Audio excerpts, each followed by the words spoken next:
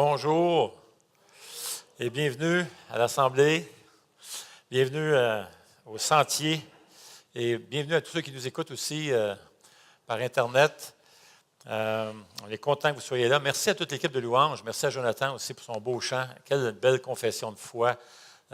Plusieurs doctrines dans ça, l'incarnation, la Trinité, la divinité. Vraiment, vraiment édifiant. Moi, j'aimerais commencer ce matin avec un mot.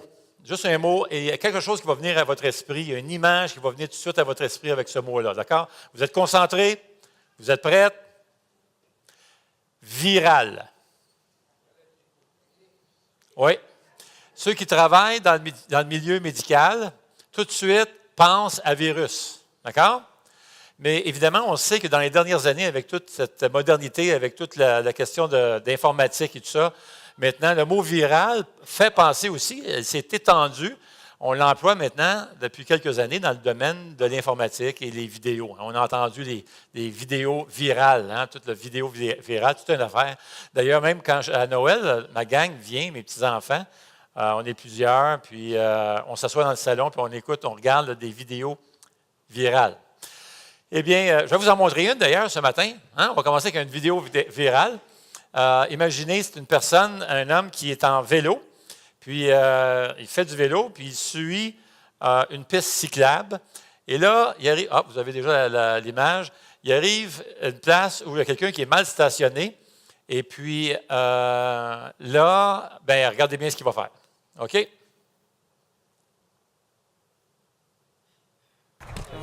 Caramba, velho. Aê!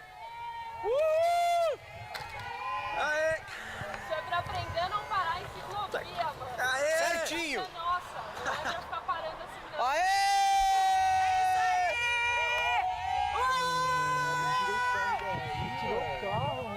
Caramba! Que isso? La vie continue, et la vie est belle, hein? Pas un problème, c'est une voiture dans le chemin. On la tasse. Combien de gars seraient capables de faire ça ici? Je ne le sais pas, hein? Peut-être Jonathan. Jonathan sera probablement capable. Croyez-le ou non, je l'ai déjà essayé. Oui, puis je me suis placé, j'ai essayé ça, et j'ai tiré. Quoi de faire? Les gars, il faut essayer ça. Hein? Fait qu'à un moment donné, j'essaye ça, puis je tire, puis à un moment donné, tu sais, on nous dit maintenant de plus en plus, écoute ton corps. Puis là, à un moment donné, je tire, puis c'était pas la voiture qui levait, c'est ma colonne qui baissait. Alors là, il y a quelque chose qui me dit, t'arrêtes cela, écoute ton corps. Et je vais arrêter ça là. Viral. Le mot, le dictionnaire va même définir le mot viral aussi, va ajouter, parce que le mot s'est étendu au fil des années. On va l'employer dans le domaine du commerce aussi. Voici ce qu'on dit. Le dictionnaire, voici comment ça définit le mot viral. Technique de marketing où le message publicitaire est initialement présenté à un nombre réduit de personnes sur l'enthousiasme desquelles on compte pour qu'elles relaient et propagent le message massivement. Les compagnies souhaitent tout ça. Tu présentes un message de ton produit à quelques personnes réduites, là, et tu espères que les gens seront tellement emballés par ça et inspirés qu'ils vont partir et vont répandre le message massivement. Eh bien, que vous le réalisiez ou pas, c'est exactement la mission que le Seigneur nous a confiée. Si vous vous en rappelez, dans Matthieu 28, c'est le mandat, la mission que le Seigneur a donnée à une poignée de main de disciples. Et il dit dans Matthieu 28, « Allez, faites de toutes les nations des disciples, les baptisant au nom du Père, du Fils et du Saint-Esprit, et enseignez-leur à observer tout ce que je vous ai prescrit. » Alors voilà Jésus qui prend une poignée de main de personnes et le mandat, la mission qu'il confie aux gens, c'est de s'en aller et aller répandre massivement ce beau message de l'Évangile et du salut en Jésus-Christ. Êtes-vous d'accord avec moi? C'est notre mission. En d'autres mots, Jésus nous demande de devenir une Église virale, de devenir un chrétien viral, une personne qui a la puissance du Saint-Esprit en lui, une vie transformée à un point tel qu'elle a un impact sur les gens autour, et les gens autour regardent et disent « Cette personne a quelque chose que les autres n'ont pas, je vais aller le voir, je vais lui demander c'est quoi. » Alors, je vous dis, c'est ça, le Seigneur nous confie cette mission de répandre le message de l'Évangile et de façon massive, de se multiplier, de grandir, de gagner des gens à Jésus-Christ. Parce que le message, c'est le plus beau message qu'il n'y a pas sur terre. C'est là des portées éternelles. C'est majeur comme message. Vous savez, il y a certaines personnes, des fois, qui vont nous dire, « Moi, tu sais, je préfère les petites églises. » Et je comprends ce qu'ils veulent dire par ça. Ce qu'ils sont en train de dire, c'est que moi, ce que j'aime des petites églises, c'est l'intimité. C'est qu'on se connaît. Et je peux comprendre ça, et certainement, j'apprécie ça. On a commencé une église, nous autres, à Laval, puis on était une poignée de main. On a commencé dans une cuisine, puis après ça, ça s'est multiplié. On a loué une garderie et tout ça. Et même, il manquait de place à un moment donné. La garderie était faite en L. Je pense de vous avoir déjà expliqué ça. En L, moi, je parlais ici.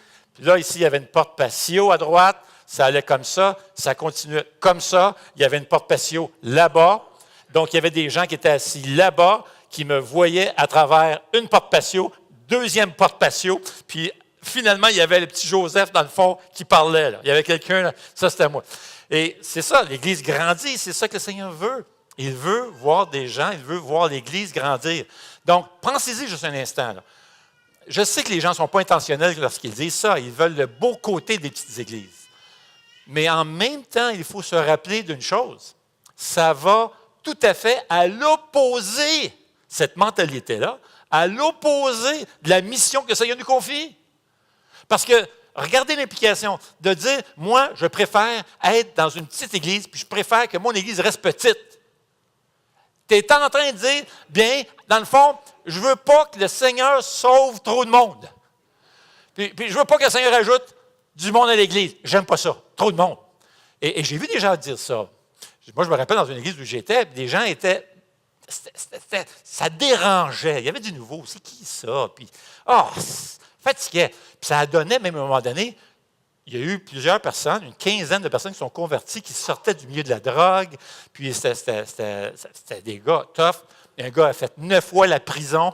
Des gens, ça a coke. Puis là, ça rentre dans l'église, ils sont tous habillés. Mon ami, c'est comme du cuir, tu sais, les gros bessiques dimanche matin. Tout ça. On est une petite église. Alors, vous pouvez comprendre qu'il y a des gens dans l'église qui étaient vraiment à l'aise. Puis ils viennent me voir. Normalement, ils disent, j'aime pas ça. J'aime pas ça. Ça dérange.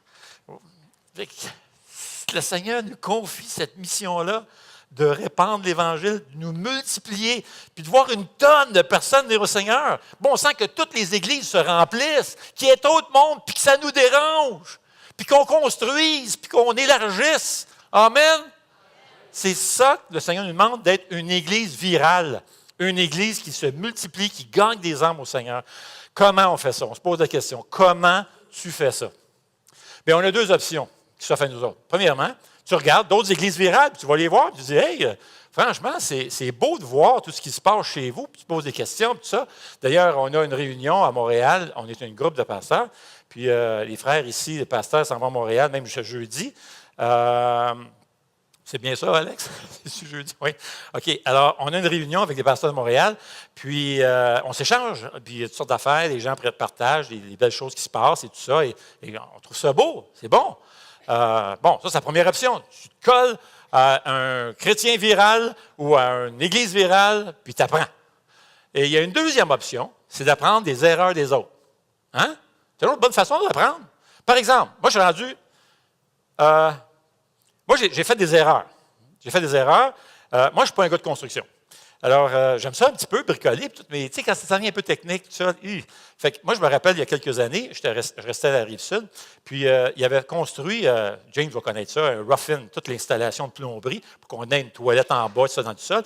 Mais il y a trop de monde chez nous pour avoir une toilette dans le sol. On s'est dit, écoute, on a besoin d'une chambre plutôt. Fait qu'on va convertir ça en une chambre. Fait que moi, je regarde ça, il y a un tuyau qui sort, c'était le tuyau d'égout de la toilette. T'sais. Ça sort du ciment, le plancher n'était pas encore fait. Je regarde ça à peu près 6 pouces, sorti. Moi, je regarde ça, je dis, ça ne doit pas être compliqué de défaire ça. Fait que je me fais un trou autour, casse le ciment, scie ça un peu. Pas pire, hein? Scie, mets un cap, tout ça. Bon, je m'en vais dans une quincaillerie. Dans la Rive-Sud, grosse quincaillerie que vous connaissez très bien. C'est dans les grosses quincailleries. Puis je rentre là, Puis, je m'en vais dans l'allée de la plomberie, puis j'ai dit, juste pour confirmer, puis j'ai dit, écoute, je veux acheter des pièces, là, puis tout ça. Je suis correct, mon affaire, moi, là j'ai un rough-in et tout ça. Et on scie ça, puis on met un cabot, tu as besoin d'un cap, aucun problème, puis c'est beau, tu mets du ciment après. Ben, parfait. Ah, tu sais, sauver de l'argent. Plombier, 400 pièces. Pas sauver de l'argent? Ben, je fais ça moi-même. Alors, je m'en vais au magasin de location, je me loue une... comment t'appelles ça, James? Hein? Oh, en français? Oh, oui, marteau-piqueur. Fait que... alors, je fais ça, tu vas prendre des photos. Je demande à ma femme, chérie, prends une photo. C'est comme, j'avais quasiment le goût de m'acheter un casque de construction, juste pour l'occasion. Fait que là, je fais des trous, tout ça. J'ai même passé à ma femme, imagine-toi là, puis j'ai dit, gars, chérie, on va prendre une photo. Fait que, alors, on prend une photo, puis ça, on fait ça, je coupe ça, je scie ça, je mets le cap, boum, mets le ciment, je regarde ça. Bon, OK, j'avais un petit peu trop de ciment, là, ça faisait une petite bosse. Bon, OK. À part de ça, c'était pas pire. Alors, les années passent, là, je vais à la maison, puis tout ça, puis d'un coup, je suis chez nous, je reçois une mise en demeure. Je regarde la mise en demeure, puis tout ça, et ça donne que ce fameux 3 pieds-là que j'ai rafistolé, puis j'ai arrangé, moi, je ne savais pas un gars de construction. James aurait su ça, mais pas moi. Fait que ça veut dire qu'il faut mettre une toile, il faut mettre du plastique par-dessus la plomberie, plastique avant le ciment. Vous savez, quand tu casses du ciment, tu as du plastique dans le sol. Là, j'ai compris pourquoi. Ça l'empêche l'humidité de sortir, faire la moisissure, tout ça. T'sais. Mais moi, je ne sais pas, comme ça. Là, la moisissure a commencé à sortir à travers le plancher, à travers le ciment. C'est vrai que c'est conducteur. Ça passe à travers le bois, puis tout. Et ça a tout passé. Fait que là, le propriétaire de la nouvelle maison, il aurait pu comme couper juste le petit bout. Ben non, il arrache ça. Il est comme moi. Il arrache ça. Puis là, ça avait que les spores sont partis dans les airs. Son bébé avait de l'asthme, était au 3e étage. Et là, ça s'est répandu dans la maison. Là, elle a fait venir une compagnie spécialiste pour analyser la qualité de l'air et tout ça. Et 20 000 après. Est-ce que je peux vous dire que si quelqu'un vient me voir et dit, Normand, j'ai besoin des conseils de plomberie, qu'est-ce que je vais lui dire? Appelle, touche pas à ça. Appelle un plombier. Électricité, plombier, excavation là, de fondation, touche pas à ça. Des joints, aucun problème. Je vais aller en faire chez vous si tu veux. Tu peux. Oui, il va peut-être avoir une coupe de bosse, mais ce n'est pas grave. Ça, ce n'est pas dangereux, ce n'est pas grave. Mais pour sauver 400 $, 3 pieds, ça a coûté 20 000 $. On peut apprendre des erreurs des autres. Connaissez-vous le dicton qui dit « Il est sage, celui qui apprend de ses erreurs. Il est plus sage, celui qui apprend des erreurs des autres. Il est fou, celui qui n'apprend ni de l'un, ni de l'autre. » Donc, nous, ce qu'on va faire, on va apprendre, parce que c'est très sage d'apprendre des erreurs des autres. Donc, on va aller regarder une église dans le Nouveau Testament et on va aller voir ses gaffes, ses erreurs, et comment Paul va intervenir et va emmener l'Évangile à travers 11 problèmes de l'Église. À imaginer, il y a des gens qui disent « c'est mieux une petite Église ». Il me semble c'est mieux. Maintenant, moi, je n'ai rien contre les petites églises. J'ai passé une bonne partie de ma vie chrétienne dans des petites églises. Aucun problème. J'aime ça aussi. Mais je veux qu'elles grandissent. Je veux voir des gens venir au Seigneur. Mais il y a des gens qui vont dire « oui, mais c'est mieux une petite église ». Ah oui? Moi, je vais vous présenter une petite église. Une église de 50 à 60 membres. Assez petit. Il y avait 11 problèmes. Écoutez bien, il y avait des gens qui étaient pactés, des gens qui se saoulaient dans l'église. Écoute, il y a juste 50, 60 personnes. À un moment donné, tu fais le tour assez vite. Des gens se pactaient, certains s'emmenaient en justice, se poursuivaient, s'envoyaient des poursuites, les uns avec les autres. Là. Mais nous, 50, 60 personnes, c'est à peu près ça, Gilles? C'est un carré comme ça, là? À peu près? Vous vous emmenez en justice. Vous vous poursuivez. Il y en avait qui couchaient avec sa belle-mère, d'autres couchaient avec des prostituées. Il y a des petits groupes, là. C'est mieux. Non, ça allait vraiment pas bien, là. Non seulement ça, Cette Église-là a été commencée avec le meilleur implanteur d'Église de l'histoire. C'est l'apôtre Paul lui-même qui a commencé l'Église. On le voit l'histoire dans Acte 18. On parle évidemment de l'Église de Corinthe. Il rentre là, à Corinthe, commence à prêcher l'Évangile, tout ça. Il y a quelques personnes qui viennent au Seigneur et ils prennent soin d'eux et ils les baptisent et tout ça. Prend soin. Et la communauté devient assez importante qu'ils peuvent commencer une Église. Et il reste là pendant 18 mois à s'occuper d'eux. Et là, tout d'un coup, il part pour partir d'autres églises. Et juste 3 ans après, environ, on n'est pas sûr, 3-4 ans après, il n'y a pas tellement longtemps après, là, il reçoit des nouvelles de l'Église. Puis les gars, ils disent, hey, écoute, ça n'a pas d'allure, Paul. Hey, ça va tellement mal. Ça va mal. Fais quelque chose. Puis ça va tellement mal que non seulement ils ont des divisions dans l'Église, ils ont commencé même à mépriser l'apôtre Paul lui-même. Voyez-vous, c'est une Église qui est jeune, dynamique, puis la ville de Corinthe, c'est une ville bien dynamique. Ça réussissait, là. Si tu voulais devenir riche, tu étais à Corinthe. C'est une église portuaire, c'est une ville portuaire, premièrement. Alors, c'était le carrefour des voies de transport. Plusieurs touristes allaient là, ça roulait l'affaire. D'ailleurs, c'est Gordon Fee qui donne une belle image. Il dit, écoutez, si vous voulez comprendre la ville de Corinthe, prenez 3 villes. Prenez New York, Los Angeles, prenez Las Vegas. Les 3, prenez tout ça, là, mettez ça dans une seule ville et vous avez la ville de Corinthe. Ça vous donne juste une idée, hein? Les jeunes allaient à Corinthe, tiens, c'était plein de commerce. Tellement de commerce, d'ailleurs, qu'on ne savait plus quoi en faire. Il y avait même trop de commerce, ça a même rendu un problème à gérer tous les business. La ville devait composer avec ça, c'était gros, ça roulait l'affaire. Alors, tu voulais devenir riche, tu allais à Corinthe, c'était la place à aller. Alors, mais là, Paul doit intervenir pour essayer d'aider l'Église, une Église qui est jeune, dynamique, ça roule là-dedans, mais là, ça critique Paul, ça dit, écoute, nous autres, on est intelligents, on n'a pas besoin de ton aide, tu n'as pas besoin de venir ici, puis ça se chicanait, ça saillissait dans l'Église, mon Dieu, ça allait vraiment, c'était horrible, c'était épouvantable. Maintenant, Paul a 2 défis. 2 défis à essayer d'intervenir pour aider cette Église-là. Premièrement, Paul doit régler des problèmes. Dans un contexte où les gens saillissent, il y a des divisions, des camps, différents camps dans l'Église. Comment tu fais ça? Donc, il doit intervenir de manière à favoriser de la réconciliation entre certains membres de l'Église, mais lui-même n'a plus d'autorité à leur égard. Certains le méprisent, doutent de lui, n'ont plus confiance en lui, sentent qu'il ne peut absolument rien apporter.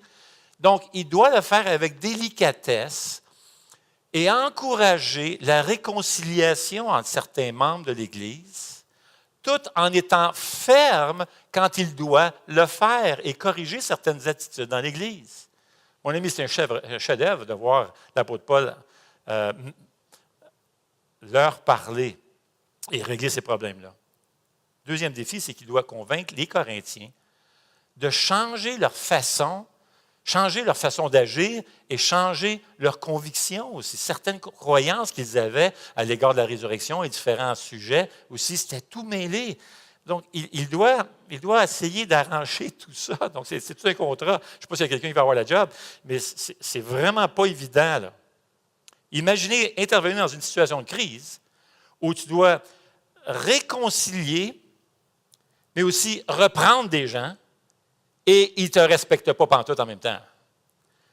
Et ça, c'est la raison pour laquelle certains tirent la conclusion qu'il n'y a aucune autre lettre ou aucun autre livre dans le Nouveau Testament, dans tous les écrits de l'apôtre Paul, aucun autre livre qui montre autant la personnalité de l'apôtre Paul en tant qu'homme, en tant que pasteur, serviteur, en tant qu'enfant de Dieu et comme apôtre.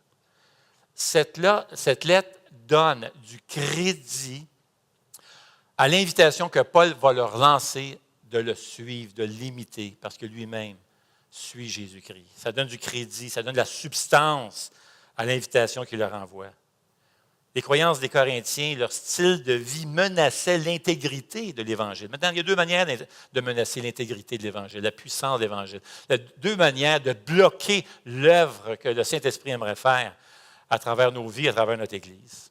La première manière, évidemment, c'est avec des fausses doctrines. Si on laisse aller, les fausses doctrines, on commence à croire à toutes sortes de choses, évidemment, ça va altérer, ça va endommager l'intégrité et la puissance de l'Évangile. Et c'est ce qui est arrivé aussi à certaines églises, et notamment celle-ci. Mais la deuxième manière, c'est par notre façon de vivre. Et il y a deux extrêmes de ce côté-ci. Il y a le légalisme d'un bord, puis il y a le laxisme de l'autre, où bah, tout est permis, let's go, on y va, on en profite.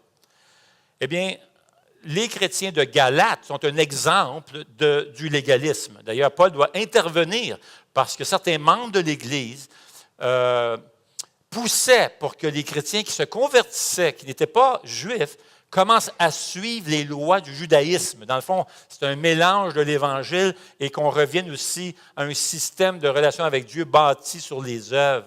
Alors là, Paul doit intervenir, et c'est ce qu'il fait dans Galates. Laissez-moi juste vous lire ce passage dans Galates 1,6 qui dit ceci.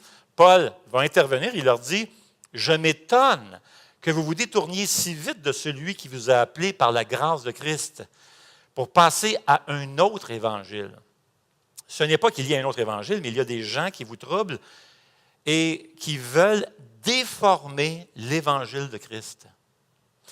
Mais si quelqu'un, même nous, ou même un ange venu du ciel, vous annoncez un évangile différent de celui que nous vous avons prêché, qu'il soit maudit.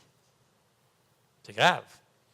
Nous l'avons déjà dit, et je le répète maintenant, si quelqu'un vous annonce un autre évangile que celui que vous avez reçu, qu'il soit maudit.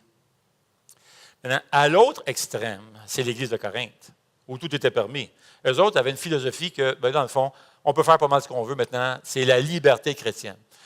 Il y a une fausse doctrine qui circulait dans l'Église de Corinthe, que la Sainte Seine et le baptême c'était des rituels quasi magiques qui te permettaient de faire n'importe quoi avec ta vie. Je ne sais pas pourquoi. Les autres, je ne sais pas comment ça s'est glissé là, mais les autres, ils ont l'impression que la table du Seigneur, le repas du Seigneur, tu prends ça, puis tu te fais baptiser, puis là, c'est quasi magique. Le reste, la manière dont tu vis ta vie, c'est vraiment pas important. Alors, Paul doit intervenir pour corriger ces erreurs-là qui circulaient dans l'Église. Mais tous les problèmes de l'Église de Corinthe montrent le besoin de répondre à une plus grande question qui est là, qui traîne à travers chaque chapitre de la lettre de Corinthe. Voyez-vous, il va y avoir 11 problèmes auxquels Paul va s'adresser, qu'on peut regrouper dans le fond dans 5 gros problèmes, et on va les voir. Mais il y a une question derrière ça qui affecte tous les autres problèmes, et c'est celle qui va surgir, et c'est à ça que Paul doit répondre à travers les différents problèmes. C'est quoi être spirituel?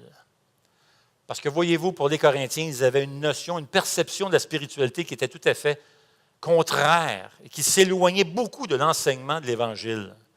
Alors, Paul va écrire et il va adresser chacun des problèmes et il va montrer comment l'Évangile règle le problème. En d'autres mots, il va appliquer l'Évangile à chacun des problèmes.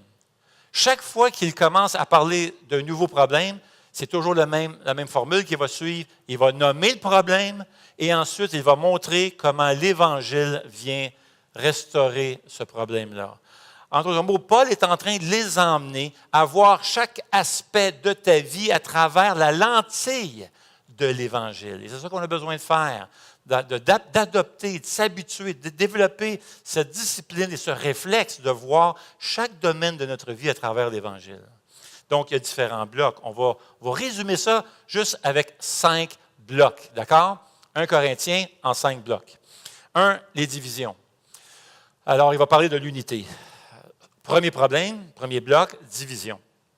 Évidemment, il y avait des divisions dans l'Église de Corinthe, 50 personnes, mais l'Église est divisée pour toutes sortes de raisons. Et ils sont divisés aussi en raison du leadership. Il y a une crise de leadership au sein de l'Église. Ils ont même commencé à mépriser l'apôtre Paul lui-même, imaginez, le fondateur de l'Église. Alors, Paul va commencer sa lettre et va consacrer 4 chapitres de la lettre aux Corinthiens. Un, pour se défendre, pour réaffirmer son autorité, mais aussi de parler de l'importance de l'unité au sein de l'Église. D'ailleurs, ces 4 chapitres sont 4 chapitres très puissants sur l'unité de l'Église. Et ce que Paul va faire, c'est qu'il adresse cette question-là avec l'Évangile. Il dit essentiellement que Jésus devrait être au centre de notre unité. Et vous savez, il y avait du favoritisme entre les prédicateurs, les enseignants et tout ça. Et Paul, il dit, écoute, il dit, bon, il n'y a pas de problème avec les préférences, c'est correct.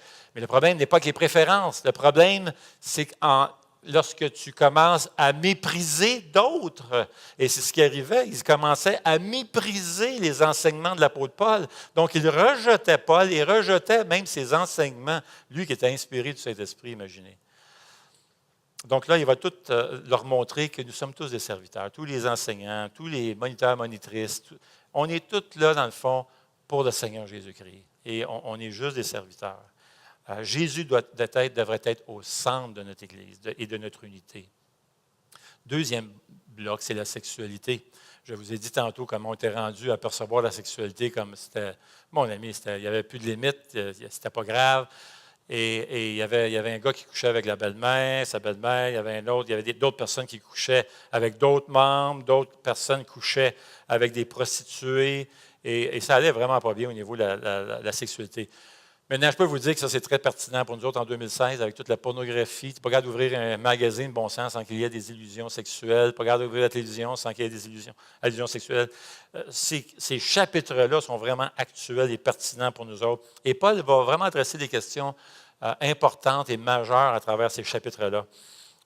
L'Église de Corinthe avait aussi, la ville de Corinthe comme l'Église de Corinthe avait des problèmes d'immoralité sexuelle.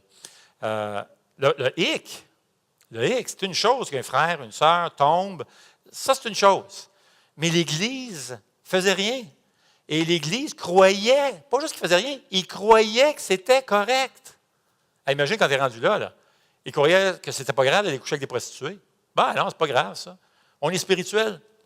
C'est pas grave. Fait que Paul est en train de dire, aïe, non, ça ne marche pas comme ça. Là. Paul, parce que les autres bâtissaient ça, leur croyance sur la liberté chrétienne. Alors, Paul va donc attaquer cette mentalité-là avec l'Évangile, encore une fois. Et son point, c'est si Dieu vous a sauvé de votre ancienne vie, et il vous a sauvé, il vous a sorti d'une vie de péché, de débauche, d'une vie centrée sur le moi, il vous a sorti de cette désolation humaine dans laquelle vous vous trouviez, alors la pureté sexuelle est au cœur même d'une nouvelle vie en Jésus-Christ. C'est au cœur même de l'Évangile. Nous sommes une nouvelle créature maintenant en Jésus-Christ. On a une nouvelle nature et ça va affecter directement ta vie sexuelle, ta pureté, ta sainteté sexuelle. Et à travers cette section, Paul va donc essentiellement dire qu'on ne doit pas faire de compromis en regard à notre sexualité dans notre marche avec le Seigneur Jésus-Christ. Si on veut être un chrétien viral, une église virale, un enfant de Dieu qui marche avec Dieu, avec la puissance du Saint-Esprit, tu ne peux pas faire de compromis en regard à la vie sexuelle. Et on va regarder tous ces chapitres-là. Ça parle du mariage, du célibat et tout ça, des passages très intéressants, quelques passages difficiles, mais on va passer à travers. Troisième bloc, c'est la bouffe. Maintenant, Paul n'est pas en train de dire de faire un cours de nutrition et tout ça, dire, regarde, c'est mieux les légumes verts, etc. Tout ça. Pas en train de dire, c'est-tu mieux la Pepsi, le Coke, Big Mac, Harvey's, tout ça. Absolument pas. Il y avait un problème à cette époque-là. C'est qu'il y avait il y avait 26 sites religieux, saints, dont plusieurs temples, et les gens, dans leur culte d'adoration, allaient offrir des sacrifices. C'était tous des faux dieux, évidemment, des idoles et tout ça. Ils prenaient toutes sortes de formes, mais on prenait, dans notre rythme d'adoration, on allait là, puis on espérait que ce Dieu-là nous bénisse. Alors, ce qu'ils faisaient, ils offraient un sacrifice, un animal en sacrifice qu'ils offraient, et une portion de cet animal-là qui restait, on l'envoyait au marché, qui n'était pas loin du temple, au magasin, puis ils le vendaient meilleur marché. Donc, il peut y avoir, je ne sais pas moi, du 2 pour 1, puis ça, un gros spécial, viande hachée cette semaine, puis tout ça. Et c'était la viande qui avait été sacrifiée aux idoles qui restait et qu'ils vendaient à bon marché. Un peu comme si tu allais au Maxi, puis il y avait une section, là, vente pas cher, viande pas chère, vendu, sacrifié aux idoles, moitié prix, 2 pour 1. Bon, Là, il y avait des chrétiens d'église qui disaient, ben, c'est pas grave, moi, je me suis converti maintenant, puis tout ça, les idoles, c'est rien, ça, c'est du bois. Ça fait alors, eux autres, il n'y avait aucun problème. La liberté chrétienne, on s'en va dans ces magasins-là, on paye moins cher, on va sauver de l'argent, tout ça, puis ils achetaient la nourriture, la viande là-bas, dans ces marchés-là. Alors, eux autres n'avaient aucun problème dans leur conscience. Mais il y en avait d'autres qui étaient vraiment offensés parce qu'ils venaient de ça, de ces anciennes habitudes dans leur vie. Eux-mêmes, dans certains cas, offraient des animaux en sacrifice et ils se sont convertis. Ils sont sortis de ce milieu-là. Donc, lorsqu'ils voyaient des chrétiens dans l'Église aller acheter de la nourriture qui avait été offerte en sacrifice, mon ami était scandalisé. Et là, ça faisait comme tout, là, ça se jugeait, ça se critiquait et tout ça sur des points comme ça. Donc, là, vous allez dire, ben oui, mais moi, je n'ai pas de problème avec ça. Normand, il dit, demain matin, moi, je n'irai pas chez Maxi acheter de la viande sacrifiée aux idoles. Alors, moi, ça ne me concerne pas vraiment. Je ne pense pas vraiment que cette section-là. Je vais vous donner les dates si vous voulez manquer, mais c'est vraiment une erreur. Parce que vraiment très pertinent, en fait. Parce que la question, vraiment, la question qui est derrière tout ça, la question porte sur une question bien importante. Comment vivre dans une société multiculturelle dans laquelle on se retrouve avec un pluralisme religieux? Mes chers amis, on est toujours en train de parler de ça dernièrement, pas vrai? C'est quoi les accommodements raisonnables et tout ça? On est plongé dans ça. Et Paul va donner des principes à l'intérieur de ce passage-là, vraiment utiles pour nous, comment être une Église qui vit dans une grande ville, dynamique, multiculturelle, plusieurs nationalités. Comment on vit notre vie chrétienne dans ça? Et comment on vit dans une Église? Comment on veut favoriser l'unité dans l'Église lorsqu'il y a différentes convictions à l'endroit de différents sujets? On veut avoir des convictions sur les doctrines essentielles. La Bible, évidemment, on ne peut pas faire de compromis là. Mais il y a des questions qui sont peut-être un peu moins sérieuses pour certains, plus sérieuses pour d'autres. Alors, sur ces questions-là, qu'est-ce qu'on fait? Paul aborde ces questions-là. Parce que la ville de Corinthe était une ville multiculturelle. Corinthe était une ville où il y avait plein de religions. Comme je disais tantôt, 26 sites sacrés, dont plusieurs temples. Et à l'époque de Paul, la ville de Corinthe était riche et prospère, comme on disait tantôt. C'était un centre d'affaires. Et il y avait plusieurs personnes, plusieurs nationalités qui allaient là. Et c'est une ville portuaire, une ville clé. Ça roulait sur l'or. Et comprendre la ville de Corinthe, on va comprendre aussi l'Église. C'est pour ça que c'est important qu'on s'assoie qu'on regarde tout cet arrière-plan historique de la ville de Corinthe à travers notre série qu'on va faire dans la lettre de Corinthe. Parce que l'Église est un reflet de la société, pas vrai? Et nous aussi, on vit dans des grandes villes et c'est important de se rappeler. Écoutez, Gatineau, c'est une très grande ville, toute la région.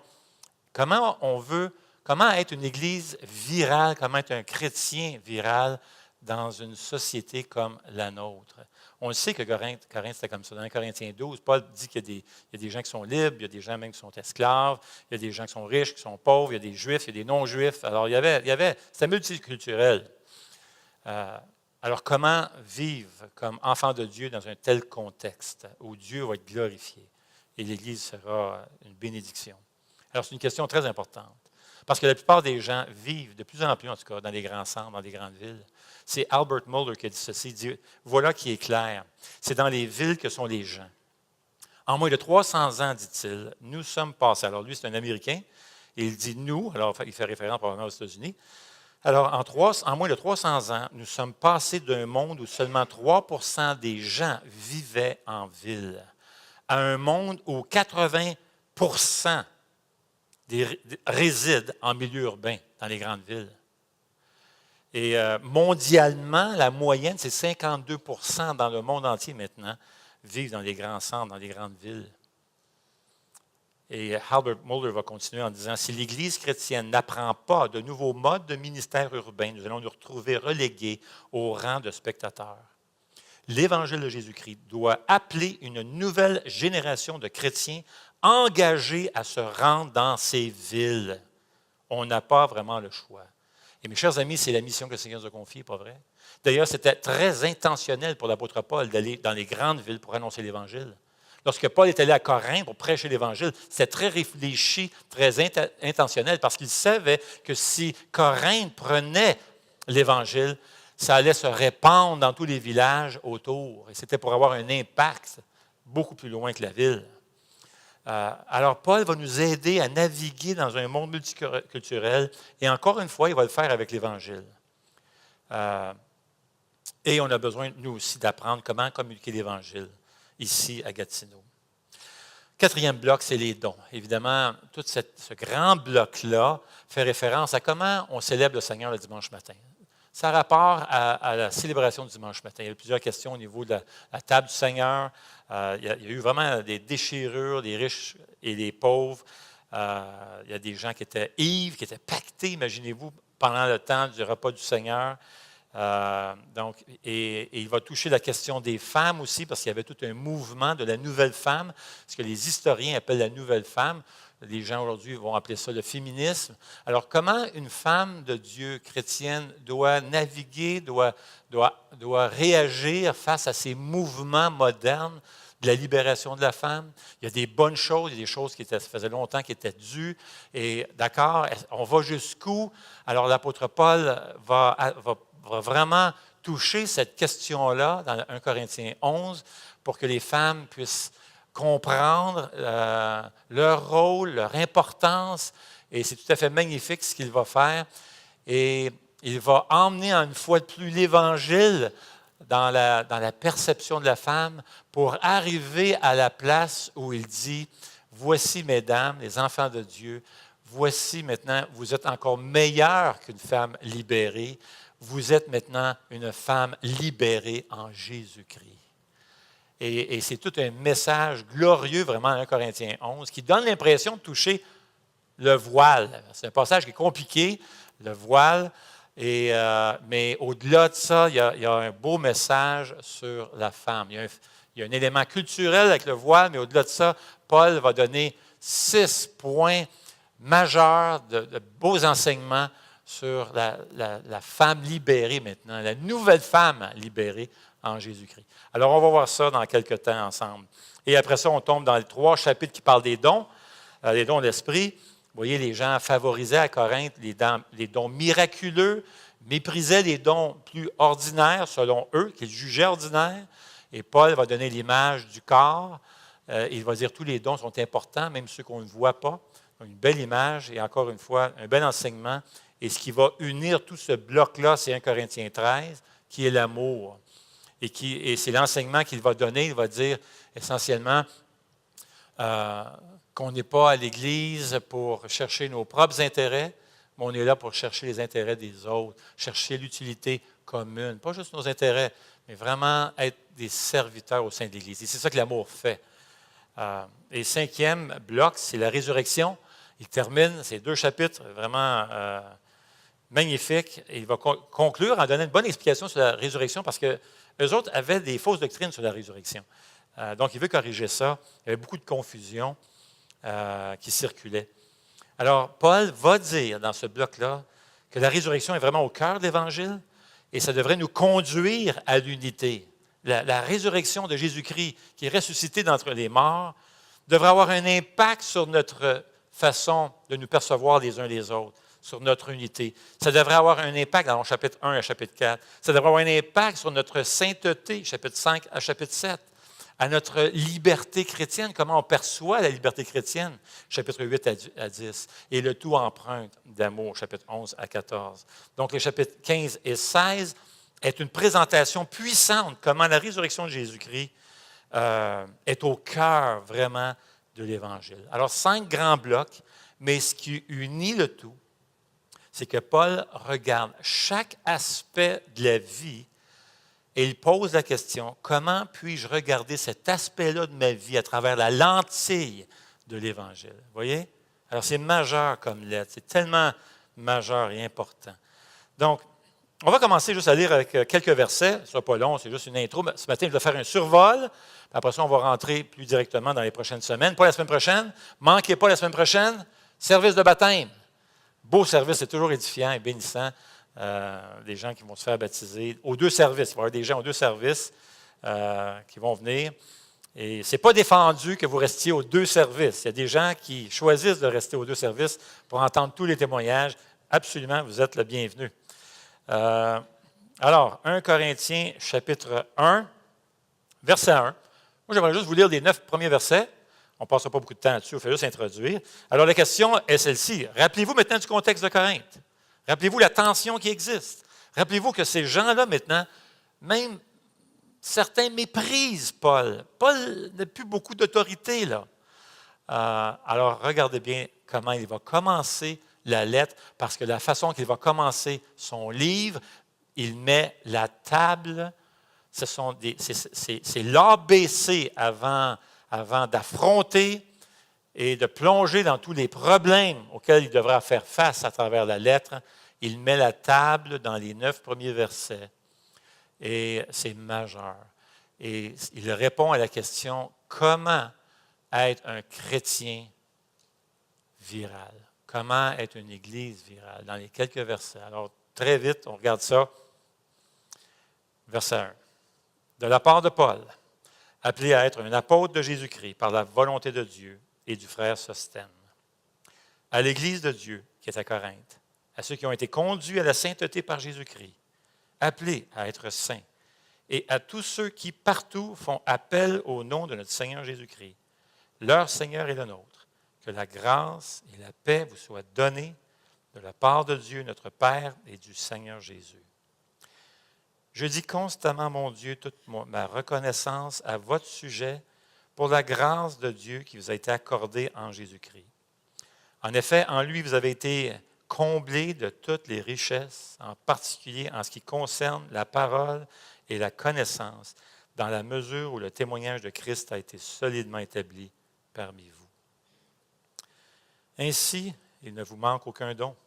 À vous qui attendez le moment où notre Seigneur Jésus-Christ apparaîtra, c'est lui aussi qui vous affermira jusqu'à la fin pour que vous soyez irréprochables le jour de notre Seigneur Jésus-Christ. Dieu est fidèle, lui qui vous a appelés à vivre en communion avec son Fils, Jésus-Christ, notre Seigneur. Comment être une Église virale? Comment être un chrétien viral, puissant, qui va faire une différence, qui va avoir un impact? Eh bien, la question, Paul répond premièrement, nous avons tous besoin de leaders spirituels. Avez-vous remarqué comment il commence déjà au verset 1? Regardez ce qu'il dit là. Il dit, de la part de Paul, appelé à être un apôtre de Jésus-Christ par la volonté de Dieu. C'est la volonté de Dieu qu'il y ait des leaders spirituels, notamment avec les apôtres. Les apôtres, c'est unique, il n'y en a plus aujourd'hui. Ils avaient une onction spéciale pour accomplir ce ministère et écrire des lettres du Nouveau Testament. Mais néanmoins, ce qu'on va retracer, ce qu'on va voir dans le Nouveau Testament, c'est constamment l'importance de se coller à quelqu'un qui a plus d'années que toi dans le Seigneur, que ce soit une femme, que ce soit un homme. Tu te colles à lui ou à elle et tu restes enseignable. Tu veux apprendre, tu veux l'imiter, tu veux le suivre, tu veux marcher comme lui ou comme elle. As-tu quelqu'un dans ta vie, un leader spirituel auquel tu es redevable et enseignable et que tu es un cœur ouvert, tu dis, je te donne ce droit-là d'intervenir dans ma vie et de m'accompagner pour m'aider à grandir dans le Seigneur. Parce que moi, je veux être un chrétien viral. Nous avons tous besoin de leaders spirituels dans notre vie. On a tous besoin, qui qu'on est, on a besoin vraiment d'avoir quelqu'un dans notre vie qui a plus d'années dans le Seigneur, ou de maturité en tout cas dans le Seigneur, qui va s'investir dans ta vie. Ça, c'est la première chose. Paul va commencer en réaffirmant évidemment son autorité spirituelle, car il est contesté, même si lui est le fondateur de l'Église.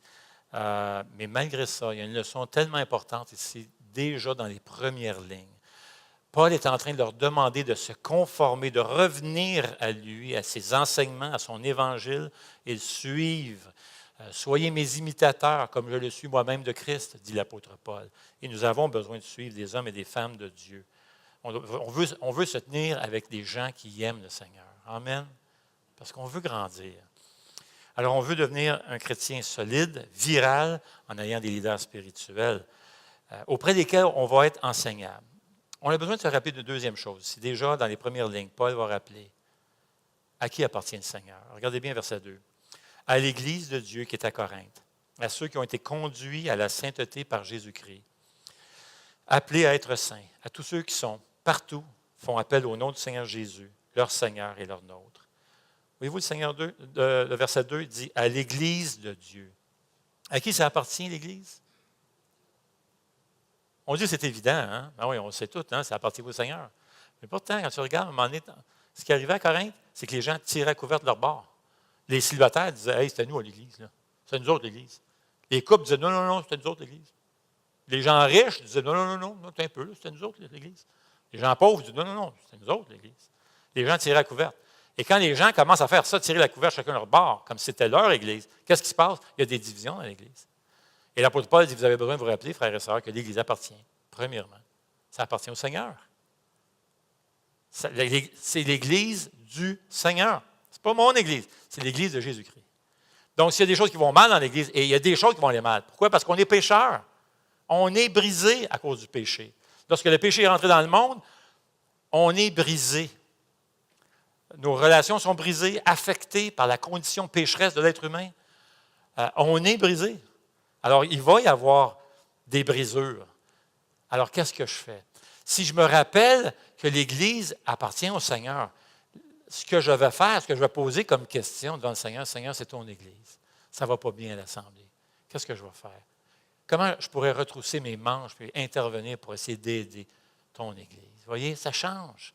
Ça change mon attitude lorsque je me rappelle que le Seigneur s'est acquise son Église par son propre sang. Regardez bien ce que dit Acte 20, 28. Faites donc bien attention. Et c'est Paul qui parle des anciens de la ville d'Éphèse. Il s'en va, il va quitter, puis il donne ses dernières recommandations avant de partir. Et voici ce qu'il dit. Il dit, faites donc bien attention à vous-même et à tout le troupeau dont le Saint-Esprit vous a confié la responsabilité. Prenez soin de l'Église de Dieu qu'il s'est acquise par son propre sang. L'Église appartient au Seigneur. Pas à moi, pas à toi, pas à personne autre que Jésus-Christ. Un jour, il y avait une femme qui, dans une église, elle était membre d'une église, puis elle a eu besoin d'une transfusion de sang très rapidement. C'est une question de vie ou de mort. Et là, les gens de l'église se sont mis ensemble et ils ont fait don de leur sang.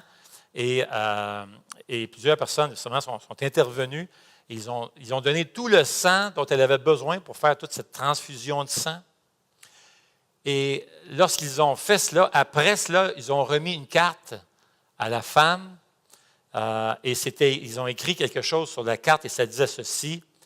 Nous avons donné notre sang pour toi parce que Jésus a donné son sang pour nous. Et l'Église a été acquise par Jésus-Christ lui-même parce qu'il a versé son sang sur la croix. Et il faut s'en souvenir. Dans mon attitude envers les frères et les sœurs de l'Assemblée, c'est son Église, c'est son épouse. Moi, je n'aime pas ça quand quelqu'un vient critiquer ma femme. On dirait que je deviens agressif. Vrai? Tu sais, quelqu'un, tu sais, et imagine-toi Jésus, là, quelqu'un qui vient critiquer son Église. C'est son épouse, sa fiancée. Et en passant, les amis, on va passer l'éternité ensemble. Là. Tout se met à s'habituer tout de suite. Hein? On va être des milliards de chrétiens dans le ciel. Puis on ne sait pas, le Seigneur va peut-être te placer à côté de la personne qui ne clique pas du tout avec toi. Là. Mais tu sais quoi? Dieu va changer ton cœur, il va changer son cœur, puis bon sang que vous allez vous aimer. Il va devenir, et tu vas devenir, la personne pour laquelle Dieu t'avait créé. Imagine, parfait, sans tache. Ça va être glorieux, mes amis. J'ai hâte de voir ça. Ça va être fabuleux. Non seulement qu'on a besoin de se souvenir qu'on appartient, que l'Église appartient au Seigneur, mais nous aussi, on appartient au Seigneur. Et Jésus le rappelle. On appartient au Seigneur. Tu appartiens au Seigneur. Verset 2, à ceux qui ont été conduits à la sainteté par Jésus-Christ. Alors, lorsque je veux critiquer un frère ou une sœur, j'ai besoin de me rappeler une chose, c'est que nous sommes tous pécheurs. Nous avons tous été, pour ceux qui sont venus à Jésus-Christ, sauvés par la grâce de Dieu. C'est un privilège que j'ai d'avoir été sauvé. Un privilège parce que je ne le mérite pas. J'étais détestable, haïssable, blasphémateur, et Dieu est venu quand même toucher mon cœur. Et tu sais qu'est-ce que ça fait des pécheurs? Quand tu es brisé, tu brises le monde. Parce que le péché nous a brisés. Une femme a écrit un livre, elle dit ceci, je trouve ça vraiment intéressant. Elle dit, des gens brisés, là, brisent les gens. Des gens blessés, blessent des gens. Des gens endommagés, endommagent les gens. Des gens liés, lient les gens. Mais le Seigneur est venu. Le Seigneur est venu pour guérir ton cœur brisé et restaurer ton cœur. Et faire de toi une nouvelle personne. Et qu'est-ce que ça fait, une nouvelle personne en Jésus? Bien, des gens aidés aident les gens. Des gens guéris pansent les blessures. Des gens restaurés restaurent les gens. Des gens libérés guident les autres vers la liberté. Et si vous voulez voir une personne que la puissance de l'Évangile a transformé sa vie, si vous voulez voir ce que ça a de l'air, à quoi ça a de l'air, une personne virale, que le cœur a été transformé par la puissance de l'Évangile, regardez l'apôtre Paul. N'oubliez pas l'attitude des gens à son endroit. Ils le méprisaient, ils le critiquaient, même n'avaient plus aucun respect pour lui dans certains cas. Et pourtant, voici ce qu'il dit. Dans son introduction, il dit que la grâce et la paix vous soient données de la part de Dieu, notre Père et du Seigneur Jésus. Mon souhait, mon désir, lui qui est méprisé, mon souhait, mon désir, c'est que Dieu vous fasse du bien. Je ne sais pas pour vous, mais il me semble que quelqu'un me critique. Ma chair. Et lui avait été critiqué, pas à peu près. On le méprisait même. Et qu'est-ce qu'il dit? Vous savez quoi? Je souhaite tellement que Dieu vous fasse du bien. Vois-tu? La parole dit quelqu'un qui a été beaucoup aimé va aimer en retour. Lorsqu'on comprend l'Évangile et à quel point Jésus, jusqu'où il est allé pour nous, je vous dis, tu vas devenir un chrétien viral. On va devenir une Église virale qui va avoir un impact. Amen. Seigneur Jésus, nous voulons te remercier. Combien nous sommes reconnaissants. On te doit tout, Seigneur. Parce que toi-même, tu as pris sur toi la critique. Tu as pris le mépris. Tu as pris le blasphème sur tes épaules. Et tout ce que je méritais moi-même, qui était haïssable, tu l'as pris sur tes épaules. Tu es devenu détestable aux yeux de Dieu pour que moi je sois accepté et aimé. Alors en retour, Seigneur, j'aimerais pouvoir t'aimer, t'exprimer mon amour avec une attitude qui se consacre à ta parole, qui cherche à te plaire, à t'honorer dans ma vie, dans tous les aspects de ma vie, Seigneur. Alors aide-nous, alors qu'on va passer à travers ce livre de Corinthe, où nous allons voir des choses parfois difficiles, mais certainement des choses bénissantes. Et nous voulons grandir à travers ce livre, que tu puisses nous enseigner, nous révéler la gloire de Jésus à travers ce livre, la beauté de Jésus, Seigneur. Au nom de Jésus. Amen.